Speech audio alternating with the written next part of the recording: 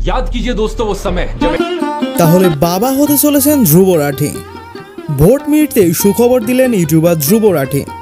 এদিন তিনি এবং তার স্ত্রী সোশ্যাল মিডিয়ায় একটি পোস্ট করে জানান ছোট রাঠি আসছে, তাও আবার সেপ্টেম্বর মাসে। এই পোস্টে তারা দুজন মিলে যৌথভাবে 3টি ছবি পোস্ট করেছেন। ধ্রুবরা যে পোস্টটি শেয়ার করেছেন সেখানে ছবিতে দেখা যাচ্ছে জুলি তার পেটে হাত দিয়ে দাঁড়িয়ে আছেন, তার পরনে রয়েছে সুন্দর বডিকন ড্রেস। ধ্রুব তার পাশে দাঁড়িয়ে আছেন হাসি মুখে।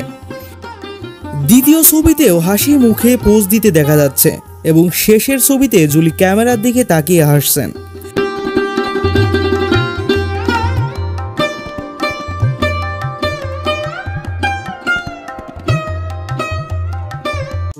প্রিয় দর্শক, ভিডিওটি যদি ভালো লেগে থাকে তাহলে অবশ্যই এই ভিডিওতে একটি লাইক দিন আর সাবস্ক্রাইব করে রাখুন নতুন নতুন ভিডিওর আপডেট পাওয়ার জন্য।